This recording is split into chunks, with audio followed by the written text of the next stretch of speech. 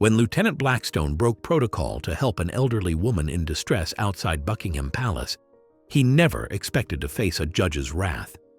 What seemed like a simple act of humanity was about to spiral into the most unusual legal confrontation of his career. Judge Montgomery faced what appeared to be just another silent royal guard. The judge had no inkling that behind the stoic uniform stood a man with a mysterious past. As fabricated charges began to swirl around him, Blackstone remained calm, his mind already assembling a perfect legal counterattack, drawing upon knowledge that would shock the court, expertise gained long before choosing to serve the crown. If you enjoyed this story, don't forget to like, subscribe, and hit the bell icon so you don't miss any of the action. Your support helps us bring you more thrilling tales like this one. What drives a royal guard to break his legendary stoicism? Lieutenant Blackstone faced this impossible choice on what began as an ordinary summer day. The oppressive summer heat enveloped Buckingham Palace like a weighted blanket. Tourists swarmed around Lieutenant James Blackstone's post, a fortress of silence amid the chaotic summer bustle. Children pointed and waved directly in front of his face, while smartphones captured his unwavering composure. His red wool uniform trapped heat against his skin, sweat tracing invisible paths beneath the heavy ceremonial attire. Blackstone's eyes remained fixed forward, his body a statue. The tourists couldn't comprehend the mental discipline required to maintain this stillness, the burning in his calves, the persistent itch on his nose. His mind had constructed an inner sanctuary through years of specialized training, allowing him to separate himself from physical discomfort and find calm amid the clamor. A young woman snapped a selfie, her flash momentarily blinding in the afternoon sun. Blackstone's expression never changed. 8 years of standing guard had taught him to weather everything from torrential rain to heat waves with the same stoic resolve. The crowd shifted restlessly. Then a subtle change rippled through the gathered tourists. Conversations hushed as people stepped back. An elderly woman in a floral dress suddenly clutched at her chest, her shopping bag dropping to the ground. Her face drained of color, lips taking on a bluish tinge as she struggled for breath. "Is anyone a doctor?" someone called out. Phones raised to call for emergency services. Blackstone assessed the situation with trained precision. The woman, mid-70s, displaying classic cardiac distress, stood 7 feet away. Medical response times to the palace averaged 6 minutes. Her deteriorating condition suggested she might not have that long. Protocol crystallized in his mind. Royal guards remain at attention regardless of circumstances, unless the palace itself is threatened. Throughout his career, he'd maintained perfect stillness through countless distractions. The discipline wasn't merely symbolic, it was absolute. Time compressed as the woman began to collapse. 8 years of perfect discipline balanced against his fundamental military oath to protect. In that suspended moment, Blackstone calculated with characteristic precision.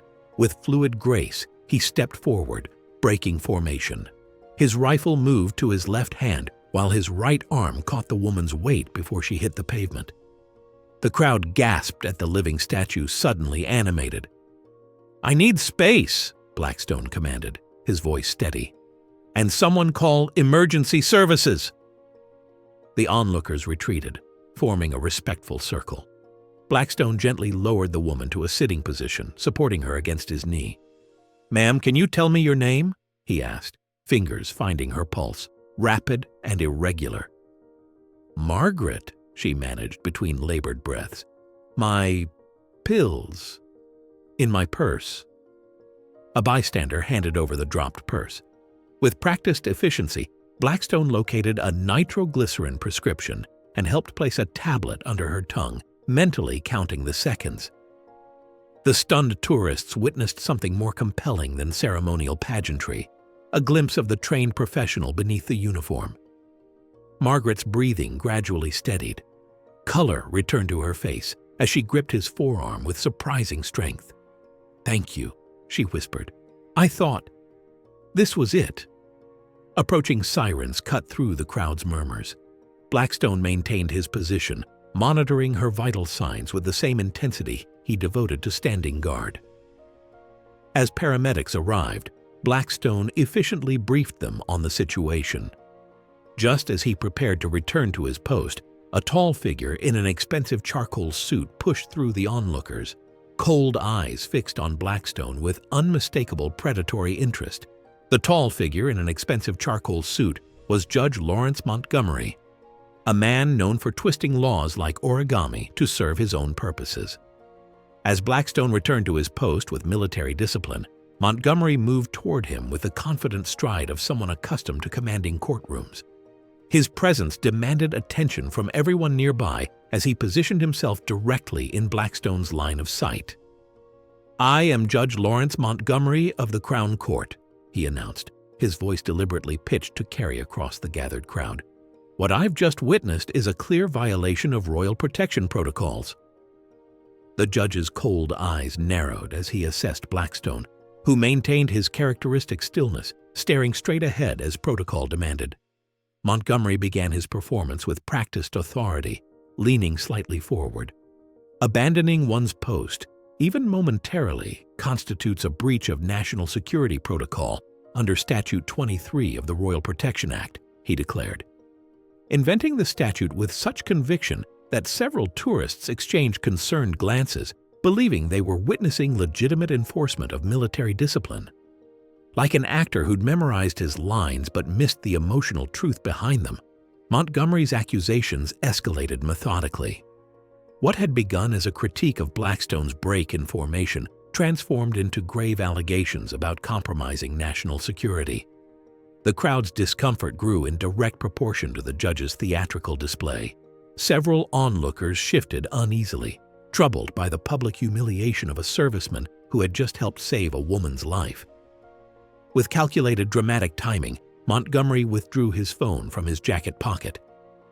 "I'm calling the Minister of Defense right now," he announced, tapping at the screen before holding it to his ear.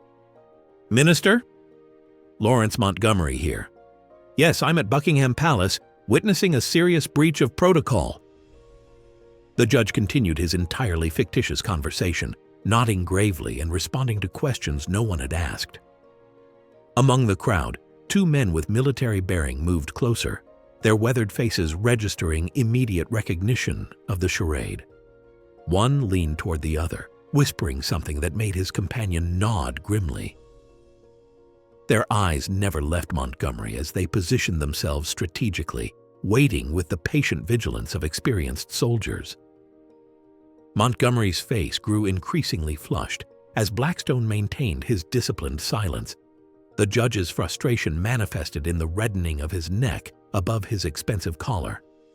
"Your actions could result in substantial fines," he threatened, his voice rising slightly. "Perhaps even a dishonorable discharge from service." Each threat was punctuated with increasingly aggressive gestures, his hand slicing through the air for emphasis. The crowd's murmurs grew more pronounced, but Montgomery was too invested in his performance to notice the shifting atmosphere.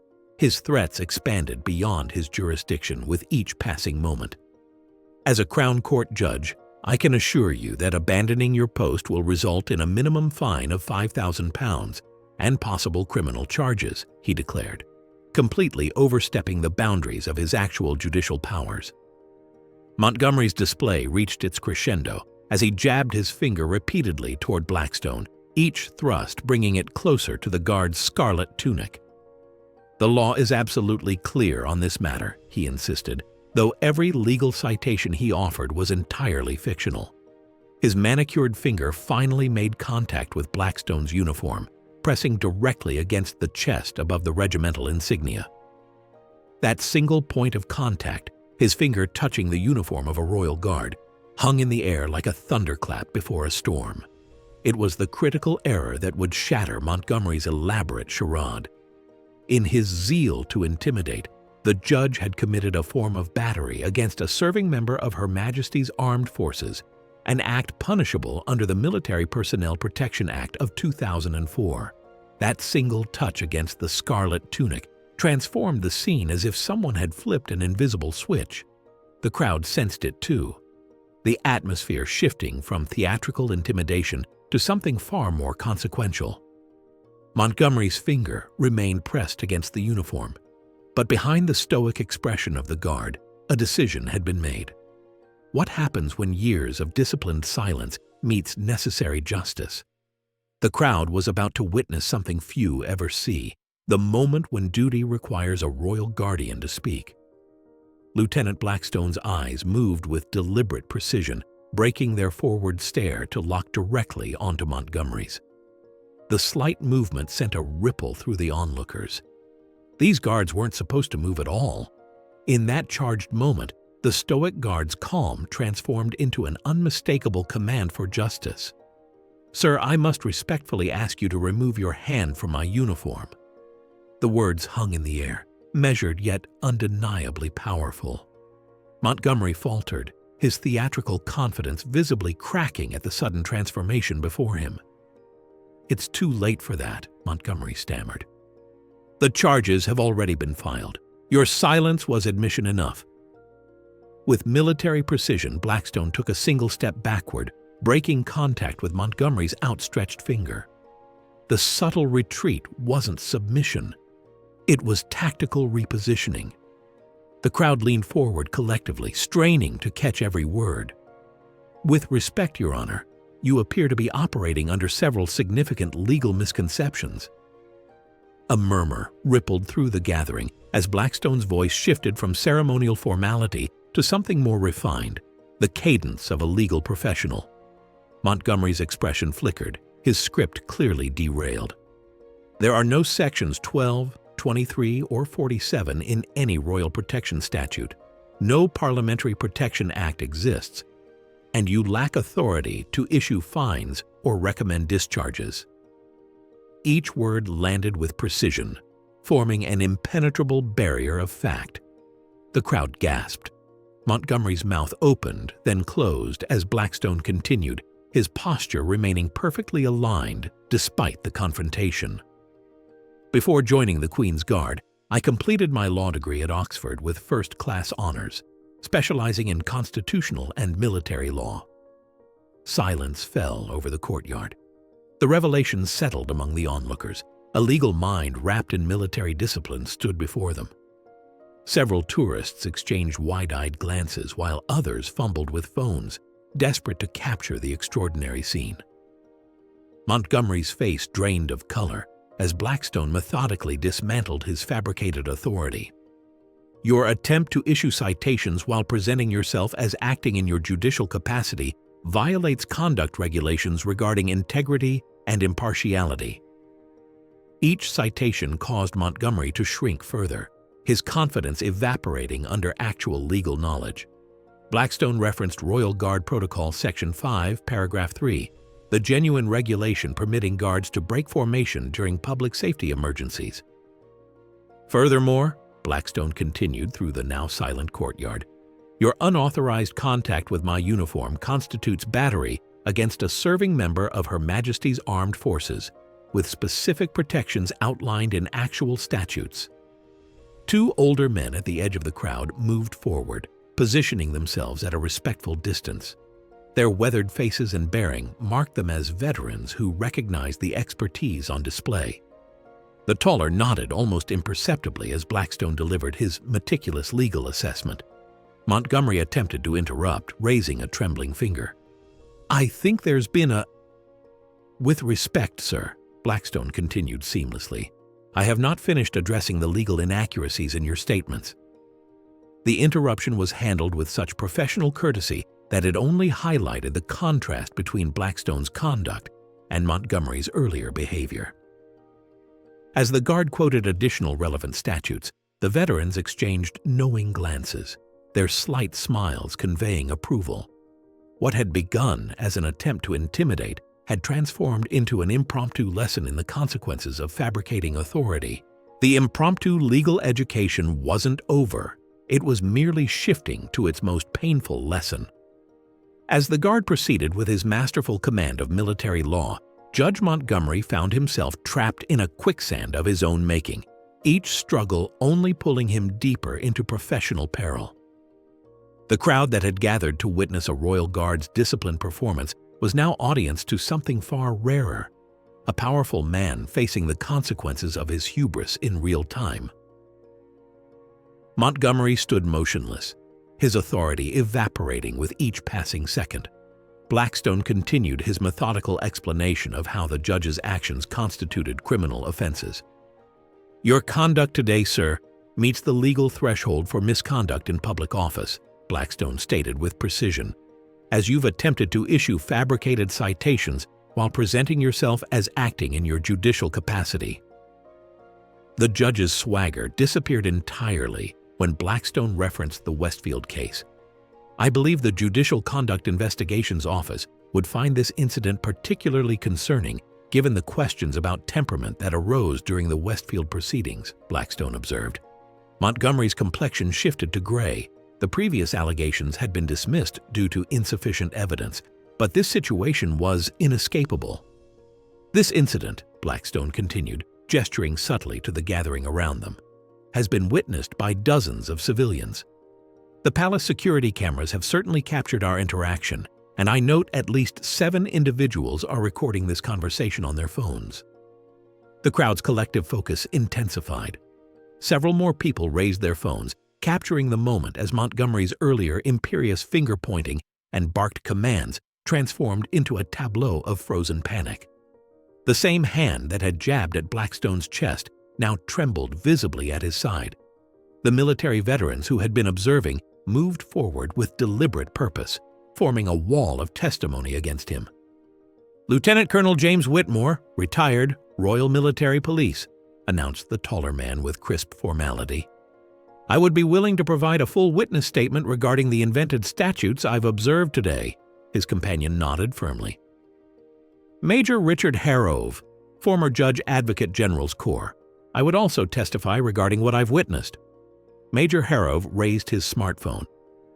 "I've recorded the entire incident, including all the non-existent laws you cited and that theatrical call to the Minister of Defense. The Judicial Conduct Investigations Office would find this evidence compelling." Montgomery's lips parted, but only a strangled sound emerged. He straightened his tie with trembling fingers. "There appears to have been a misunderstanding," he managed, his authoritative tone completely absent. The reality of his situation descended upon him like a physical weight. His shoulders slumped as the armor of authority he'd worn so confidently fell away. The crowd had fallen into hushed silence. Children were shushed by parents. Tourists stood transfixed, and several military veterans among the onlookers nodded in silent approval. For judges like Montgomery, misconduct in public office wasn't trivial. Such charges could result in disciplinary action, substantial fines, or in extreme cases, imprisonment. His mind raced through the consequences: the inquiry, the media attention, the whispers in courthouse corridors. I may have been misinformed about certain protocols," Montgomery stammered, his voice barely above a whisper. "Please accept my apologies for any mischaracterization of the situation." The apology hung in the air, its insincerity evident to everyone. It wasn't remorse that motivated his words, but self-preservation. The expensive suit that had earlier projected authority now appeared to be merely cloth draped over diminishing stature.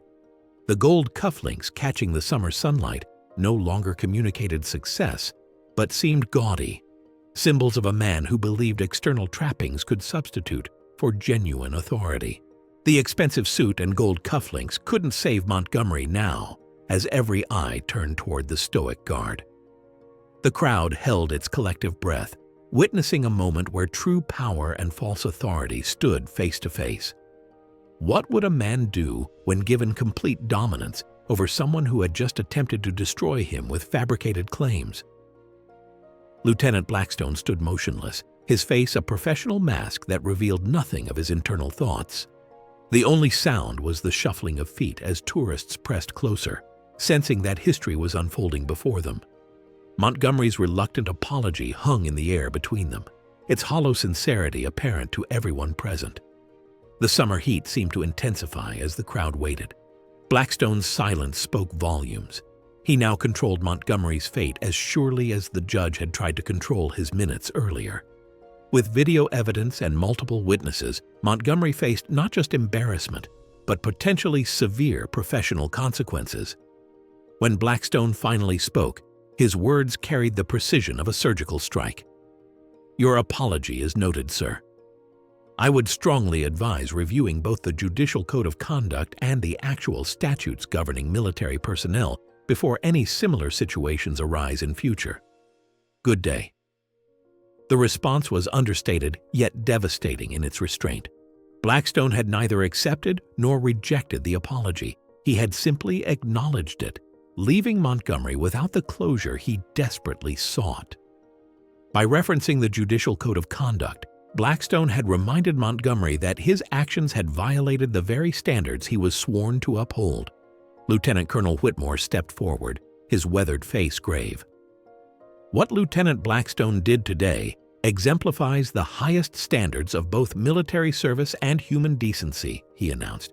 "He acted within protocol to save a life, while you, sir," he turned to Montgomery, "attempted to use your position to intimidate a serviceman performing his duty admirably."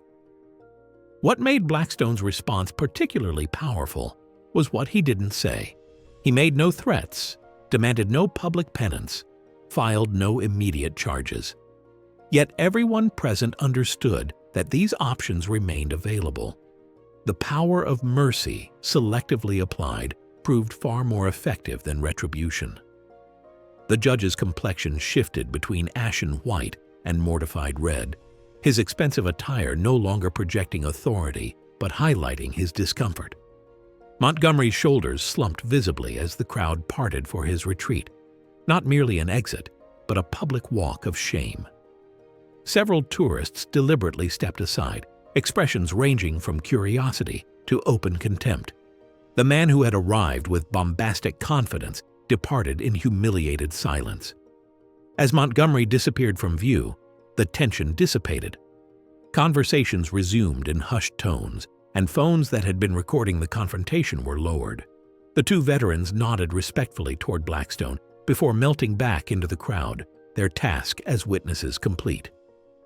With precision, Lieutenant Blackstone resumed his post. His movements were textbook perfect as he returned to the ceremonial stance that tourists traveled thousands of miles to photograph. But something subtle had changed in how the crowd approached him. Parents pointed him out to their children with renewed respect, and tourists who had witnessed the confrontation regarded him with newfound appreciation. Behind the ceremonial uniform stood not just a guard, but a man of exceptional quality. One who understood that true authority comes not from intimidation, but from knowledge, restraint, and principled action.